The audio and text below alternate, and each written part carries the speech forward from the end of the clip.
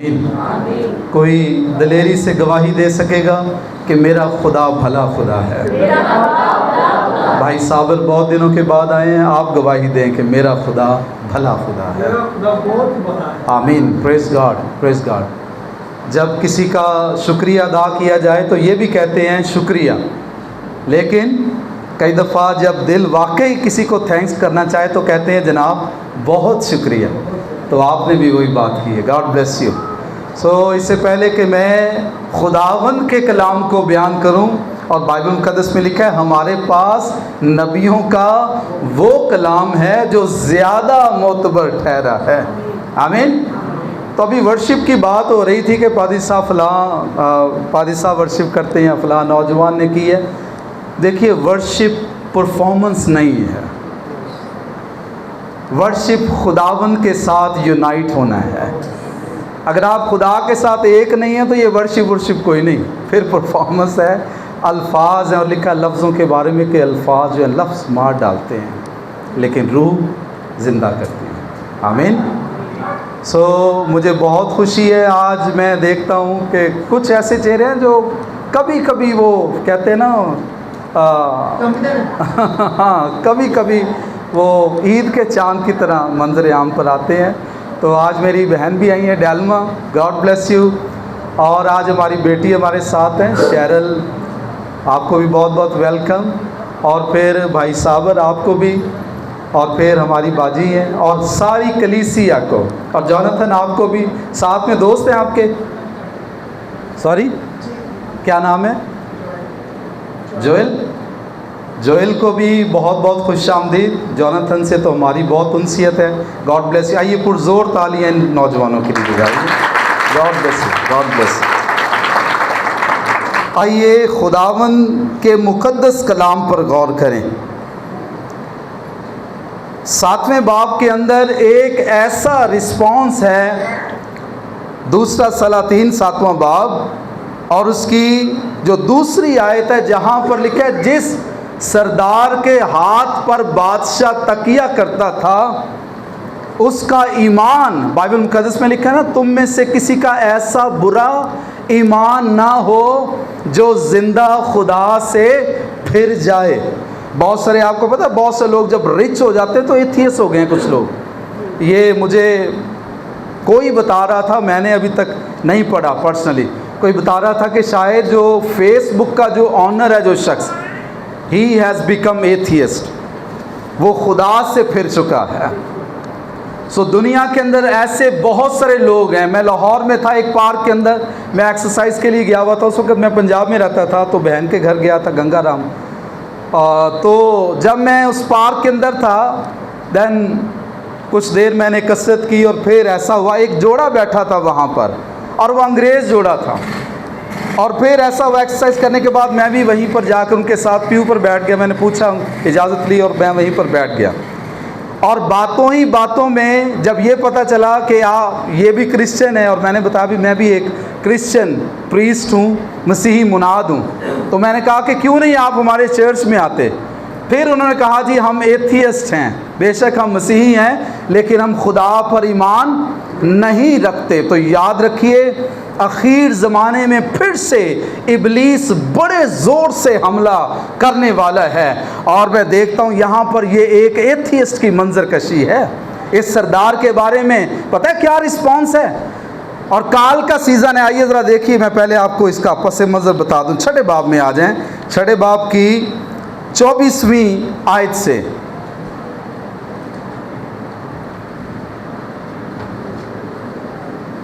जी, दूसरा सलातीन है, वैसे कहना चाहिए सलातीन की दूसरी किताब। जी,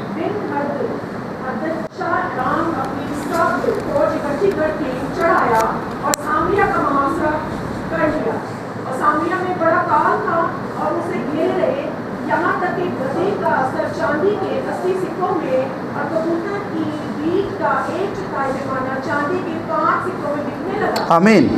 बाइबल मुक़द्दस में लिखा हुआ है कि जो सामरिया है, जहाँ पर खुदा के लोग मुकीम हैं, वहाँ पर सिचुएशन कैसी है, काल पड़ गया है। आपको याद है ना, बुजुर्ग यूसुफ के दौर के अंदर भी ऐसा हुआ था।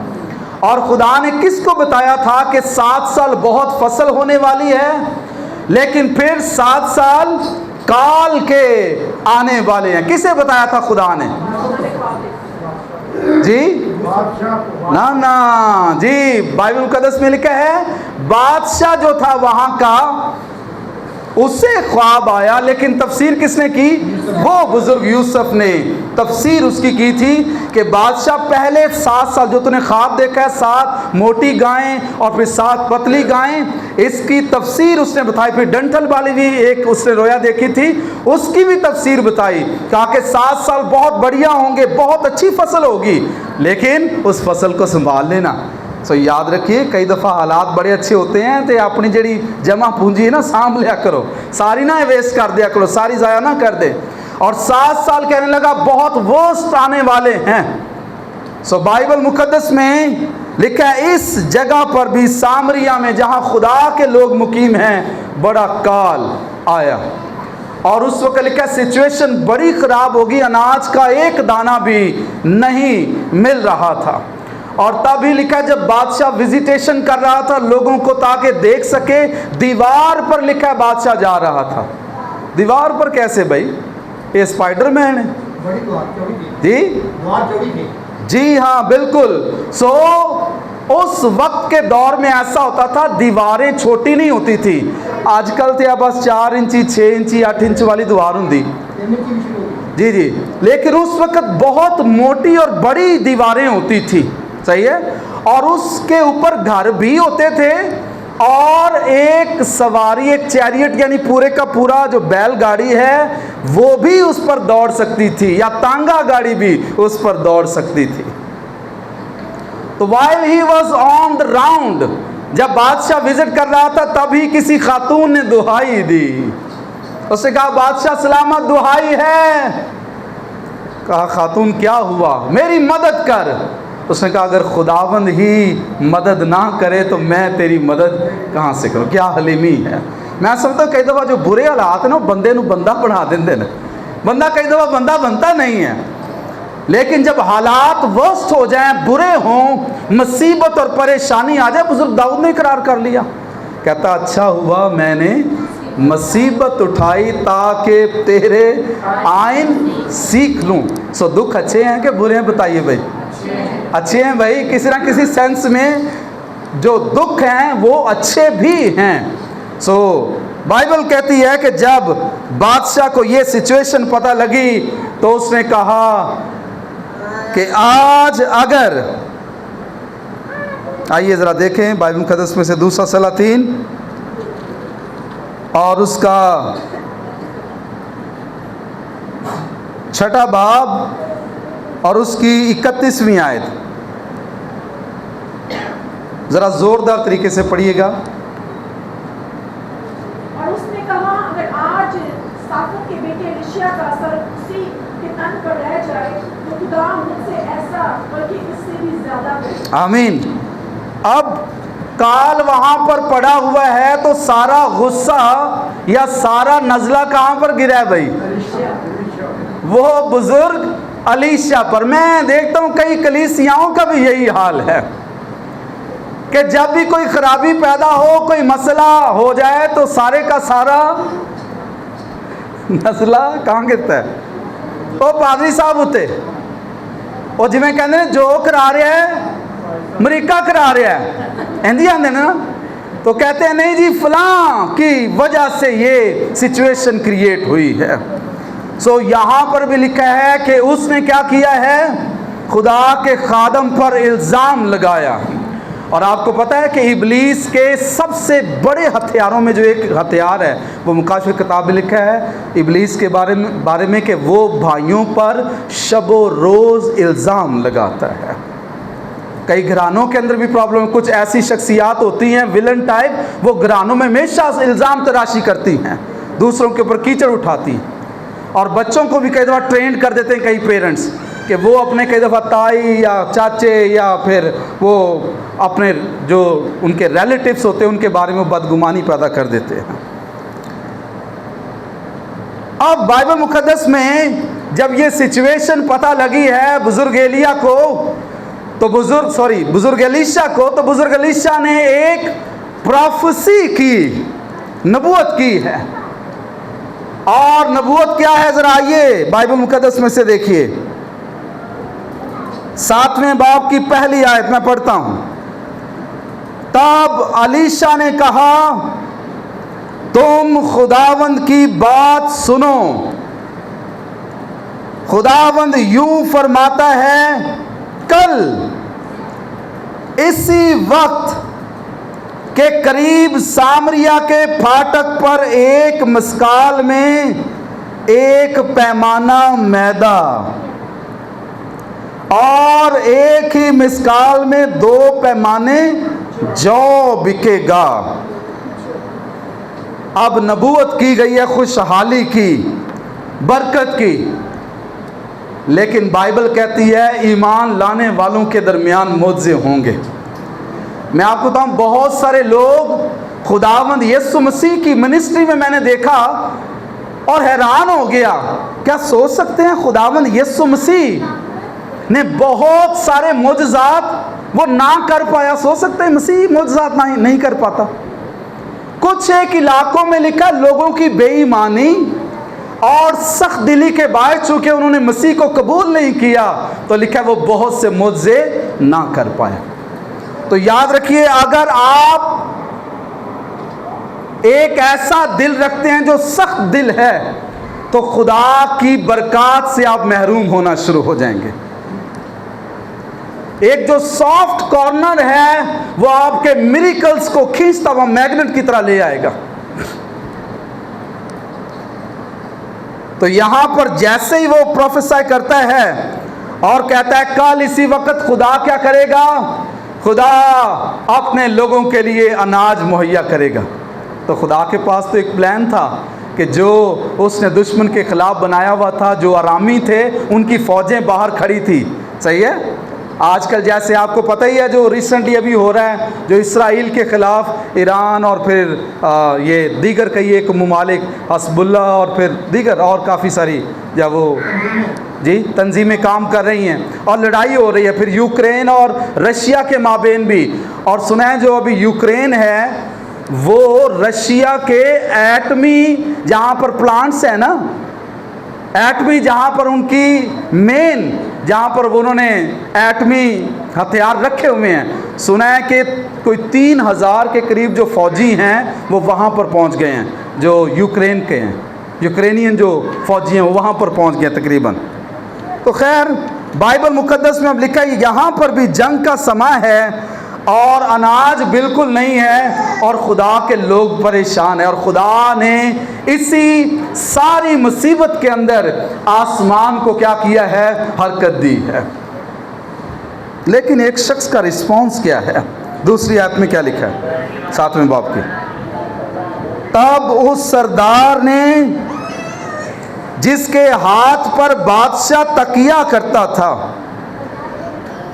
मर्द खुदा को जवाब दिया, देख अगर खुदावंद आसमान में खिड़कियां भी लगा दे तो भी ये बात हो सकती है, सवालिया निशान है।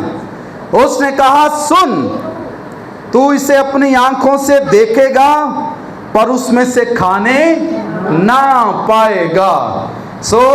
यहाँ पर एक बहुत बड़ा दावा है इस बेईमान नौकर का, और इस बेईमान नौकर का दावा यह है कि अगर खुदा आसमान में खिड़कियां भी लगा दे तो भी ये पॉसिबल नहीं हो सकता। आइए ज़रा देखिए पैदाइश की किताब 7वें बाब में ज़रा चलें, वहाँ पर क्या लिखा होगा। 7वें बाब की 11वीं आयत ज़रा पढ़ें, ज़रा नज़ारा करें। अगर खुदा खिड़की खोल दे आसमान की तो क्या होता है।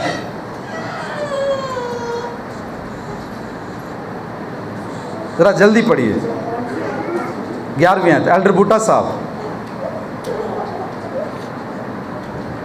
नूह की उम्र का 6 साल था जी, कि उसके दूसरे महीने की ठीक 17वीं तारीख को बड़े समंदर के सब सूते फूट निकले और आसमान की खिड़कियां क्या हो गई?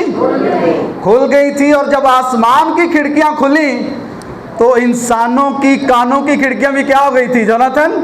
वो भी खुल गई सन। इतनी जोर से बारिश हुई है और 40 दिन तक क्या हुआ था पता है आपको? लगातार बारिश और लोगों की तौबा नहीं हो गई थी, है ना? तो भाई सोचें, अगर खुदा आसमान की खिड़की खोल दे, मलाकी पढ़ लें, मलाकी 3 बाब की 10वीं आयत, वहां पर लिखा है आजमा कर देखो, अगर तुम पूरी दया की जखीरा खाना में, क्या लफ्ज है, पूरी दया की जखीरा खाना में लाओ और इससे मेरा इम्तिहान करो, तो मैं आसमान के दरीचे, लो भी खिड़कियां तो ही बड़ा काम जे हैं, आसमान के दरीचे खोल दूंगा और इतना दूंगा कि तुम्हारे पास रखने की गुंजाइश ना। और ये बेईमान शख्स कह रहा है अगर खुदा आसमान खोल भी दे तो भी इन लोगों की भूख खत्म नहीं हो सकती। कलाम खुदा में लिखा है रास्तबाज ईमान से जीता रहेगा। खुदावन हुक्म दे इन पत्थरों को क्या बन जाएं? रोटियां बन जाएं। यीशु मसीह ने कहा इंसान सिर्फ रोटी ही से जीता ना रहेगा बल्कि खुदावन की हर उस बात से जो उसके मुंह से निकलती है। हालेलुया। सिचुएशन खराब आ भी जाए तो किस पर भरोसा होना चाहिए बताइए भाई? खुदा पर भरोसा कीजिए। और यूहन्ना की इंजील में एक जगह ये लिखा है कि जो खुदा पर ईमान लाते हैं वो शर्मिंदा नहीं होते। हालेलुया, कहिए हालेलुया, आमीन। अब एक दिलचस्प इसमें हिस्सा हम देखते हैं, 3री आयत में जरा पढ़िए एल्डर बूटा साहब। और उस जगह जहां से फाटक में दाखिल होते थे 4 कोढ़ी थे। उन्होंने एक दूसरे से कहा हम यहाँ बैठे बैठे क्यों मरे? अगर हम कहें कि शहर के अंदर जाएंगे तो शहर में काल है और हम वहाँ मर जाएंगे, और अगर यहीं बैठे रहें तो भी मरेंगे। सो आओ हम आरामी लश्कर में जाएं जी। अगर वो हमको जीता छोड़ें तो हम जीते रहेंगे, और अगर वो हमको मार डालें तो हमको मरना ही तो है। आमीन। अब यहां पर लिखा 4 कोढ़ी मौजूद हैं फाटक के ऊपर। 4 कोढ़ी आपस के अंदर डिस्कशन कर रहे हैं। ये मैं वेखा नशइयां का टोला भी बैठा हुंदा उनकी गुफ्तगू अपनी होती है, और ये 4 कोढ़ी हैं और बाइबल मुकद्दस में इनकी दलेरी का वाकया दर्ज है। कहते हैं यार हम यहां बैठे बैठे क्यों मरे? कहते हैं मरना तो हमको है लेकिन आओ कुछ करके मरते हैं। तो ये एक सबक है एक आलसी और सुस्त आदमी के लिए भी। बहुत सारी जिंदगियां, बहुत सारे नौजवान हाथ पर हाथ रखे बैठे आज भी, और वो अपनी जिंदगी को वेस्ट करते जा रहे हैं। लेकिन यहां पर लिखा हुआ है ये 4 कोढ़ी हैं, इनका बदन गल सड़ गया हुआ है, लेकिन कहते हैं कि कुछ ना कुछ करना चाहिए हमें। दे मेड अ डिसीजन, एक फैसला किया है। भाई मैं आपको बताता चलूं, जिंदगी में आपका किया हुआ एक फैसला आपकी अगली पूरी जिंदगी तब्दील कर सकता है। So make a decision. मैंने देखा कई दफा बहुत से लोग साला साल चर्च आते हैं, खुदा का हिस्सा भी देते हैं, लेकिन अपनी जिंदगी का सही फैसला कर ही नहीं पाते कि मुझे बपतिस्मा लेना है नहीं लेना। बेचकार किरे खलोते रहते हैं। आला पादरी साहब अरे बड़ा वेड़ा प्यार। लेकिन मैं आपको बताता चलूं बेली साहब लाहौर के अंदर एक प्रोफेसर हैं, उनका एक गीत है नज़म, और उसमें उन्होंने लिखा कि कर तौबा बंदिया छेती कर, ये वेला हाथ नहीं आना है, ते जेड़ा पानी पुलां तो लंघ जावे वो वापस फिर नहीं आना है। तो याद रखिए, जो वक्त गया वो फिर वापस आपके हाथ नहीं आएगा। 4 कोड़ियों ने डिसीजन किया और वो चल पड़े हैं दुश्मन की फौजों की तरह। है तो ये एकदम से ऐसे है जैसे वो खुदकुशी करने जा रहे हैं, लेकिन बैठे बैठे मरने से तो बेहतर है कुछ करके मरा जाए। जैसे खुदा के खादम शमसून ने कहा, मरना तो है मुझे, लेकिन आखिरी बार खुदा से कुव्वत मांगूंगा कि वो मुझे कुव्वत दे ताकि मैं दुश्मन को ढेर कर दूं। हालेलुया, कैसा ईमान है। और आखिरी बार फिर से खुदा ने उसे कुव्वत दी और शमसून ने बहुत से फिलिस्तीयों को मार दिया। अब जब वो गए उनकी लश्करगाह की तरफ, सरहद पर पहुंचे हैं, उन्होंने कोई आदमी नहीं देखा। 5वीं आयत में लिखा है, जी जरा पढ़िए 5वीं आयत। अब बाबा जी दे नाल खलो के फिर पढ़ो ताकि आवाज़ फिर अच्छी आएगी। जी 2 सलातीन 7वां बाब और उसकी 5वीं आयत जरा सुनिए। चाचा तुसी उस गड्डी ते बैठ जाओ, वो भी उठी जाएगी जी। बस वो शाम के वक्त उठे जी कि अरामियों की लश्करगाह को जाएं, और जब वो अरामियों की लश्करगाह की बाहर की हद पर पहुंचे तो देखा कि वहाँ कोई आदमी नहीं। ओ भाई, वो सारे के सारे जो जंगी मर्द थे वो कहाँ भाग गए हैं?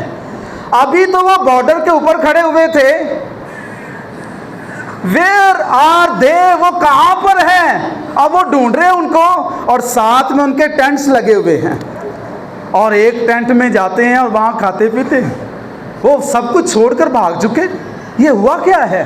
दरअसल बाइबल मुकद्दस में लिखा है, खुदा ने आसमानी रथों को दौड़ाया था।